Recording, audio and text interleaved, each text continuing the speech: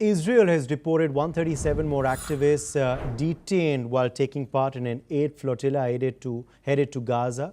The Foreign Ministry have said those deported include citizens from the US, Italy, the UK, Switzerland, Jordan and other countries, and were sent to Turkey. This comes after Israel deported 4 Italian activists the previous day amongst hundreds detained. The global Sumut Flotilla set sail last month carrying politicians and activists, including Swedish campaigner Greta Thunberg, to deliver aid to Gaza, where the UN warns of widespread famine. The Israeli Navy intercepted the boats this week, preventing more than 400 people from reaching the Palestinian territory. Raymond Vickery, former United States Assistant Secretary of Commerce, joins us on this big story. More people intercepted, Raymond, more deportations set of people of different origin, different activists, of course, who are all on board these flotillas, which were seeking to cross in to deliver aid.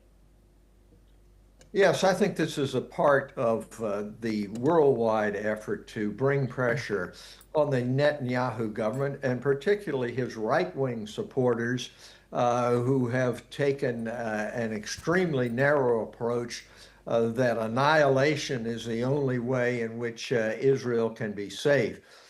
This flotilla, the demonstrations in Barcelona, indeed, what you hear in the United States from political leaders are all part of bringing pressure to be able to have a resolution of the matter. It is not enough for the right-wing politicians, particularly in Israel, just to say that they are entitled to self-defense. Of course, Israel is entitled to self-defense, and what happened on October the 7th, 2023, was terrible. But that does not mean that you have a right to go in and cause complete death and destruction for tens of thousands of people and reduce an area to rubble with no hope for justice and security and prosperity for the Palestinian people. So those issues are now coming to the fore, and the Israeli government is having to make some adjustments. I would say, though, that the pressure has to be kept up. And of course, the key point is the United States is the leading arms supplier and supporter of Israel. It's not enough for the US government just to say, well, Israel has a right of self-defense, and therefore it can go forward and deal with the West Bank, with Gaza, with the Palestinians, however it pleases. There is, of course, a recognition that what happened on October the 7th, 2023 was terrible, but there has to be some view of proportionality, of humanity, in terms particularly of civilian casualties. And the flotilla and what is being done at Barcelona and other places are all part of that, of keeping that issue forward. And hopefully that means that we'll be able to wage peace as well as war in regard to Gaza. All right. Meanwhile, okay, Raymond Vickery, we're going to leave it at that. Thank you very much for joining us with your perspective on that story. Meanwhile, we're also tracking news from Italy now. Italian lawmakers have recently held a news conference after participating in the humanitarian aid flotilla to Gaza. The spokesperson for the global Sumut Flotilla has highlighted the challenges she faced at sea and the deliberate obstruction of their aid efforts. Let's in fact listen in.